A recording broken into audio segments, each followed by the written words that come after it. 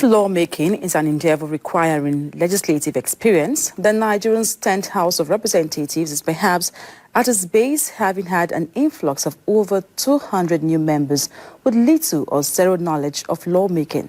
Critics were worried that this will badly affect the quality of debates, lawmaking, and public interventions. AIT News correspondent Ogianami Odumo takes a look at the performance of the House of Representatives in the last 1 year and whether the young crop of lawmakers have leverage on youth to make a difference. The National Assembly elections particularly changed the narrative in the country's National Assembly composition, with opposition parties like the Labour Party and the New Nigeria People's Party joining the major opposition People's Democratic Party to clinch enough seats to prevent a dominance by the ruling All Progressives Congress. The Labour Party's 34 seats, NNPP's 18 seats, with the All Progressives Grand Alliance, African Democratic Congress, and the Young Progressive Party's 10 seats, strengthened by the People's Democratic Party's 118 seats, made the opposition parties a force to reckon with before the 10th Assembly inauguration.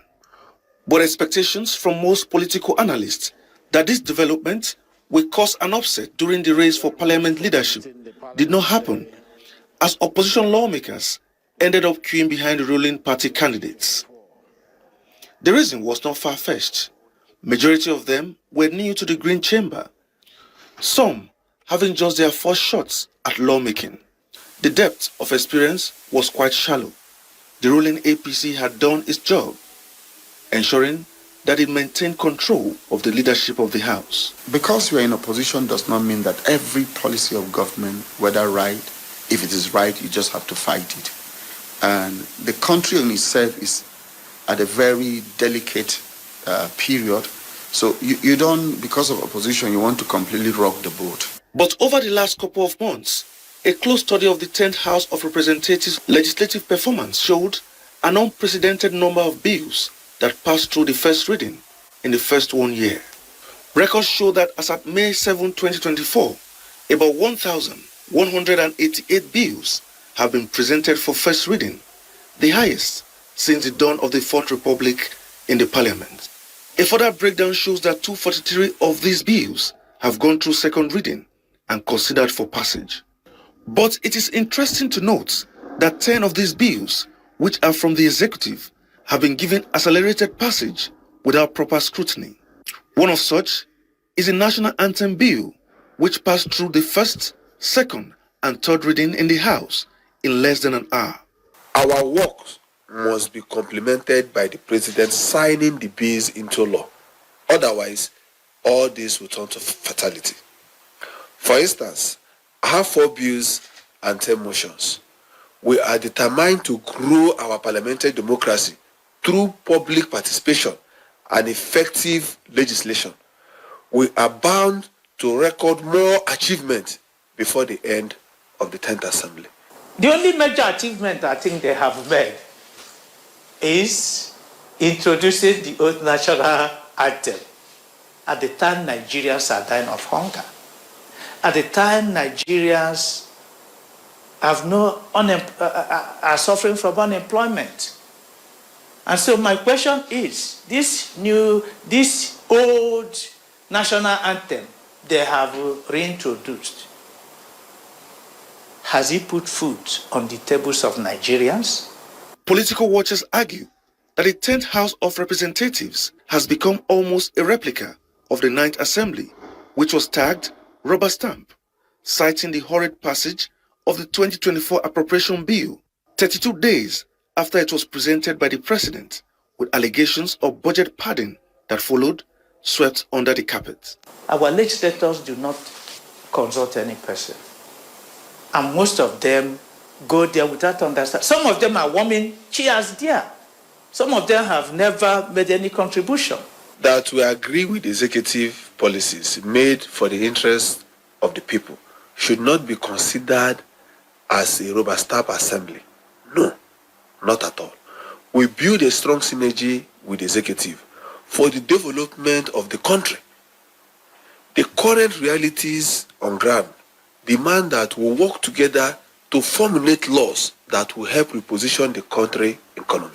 Critics have also pointed out that the 10th Assembly has not done credibly well in the area of oversight, creating transparency questions on the Assembly. For instance, legislative oversight and meetings with heads of MDAs are mostly done privately without the presence of the media. Even the House spokesperson, who is supposed to be the chief transparency officer, has remained evasive, refusing to respond to calls and text messages from AIT.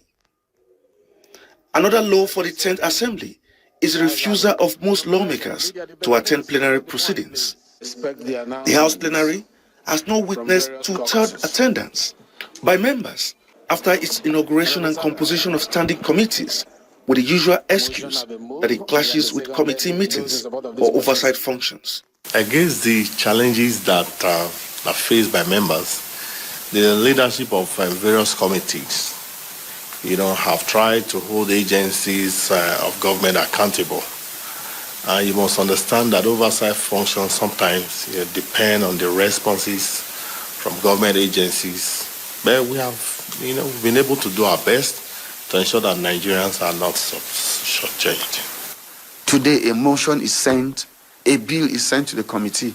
There is a killing of soldiers in Anambra. There is a killing of soldiers in this state. So if you continue to go and be inspecting all these things, you barely have time to sit. So one of the reasons is that members are not absconding from the sitting. Rather, they are there all over the country working. The House has had its fair share of controversies. Over 70% of 40 ad hoc committees entrusted with various investigations with a time frame have failed to submit any reports for consideration, even though some of the committee's investigations attracted widespread public interest.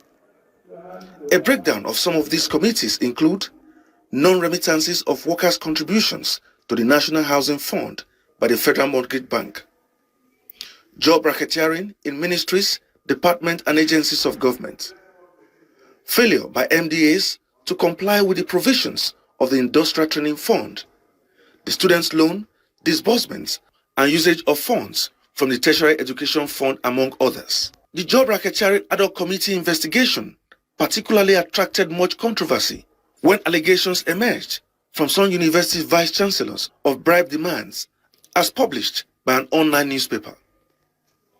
But when confronted with the allegation, the vice-chancellors recanted. The same scenario played out at the ad hoc committee investigating disbursement and utilization of money from the TED Fund to universities. Nothing has been heard from that investigation since then. Against all these shortcomings, the leadership of the 10th Assembly has maintained its promise of accountability, transparency, and citizens' engagement through the introduction of sectoral debates and several other summits aimed at drawing inputs from key players of various sectors of the economy for the development of the country. It's been a learning curve for most members of the 10th Assembly, and there's so much room for improvements. And the coming year is another opportunity to do this. Ogianawe Udwimo, AIT News, Abuja.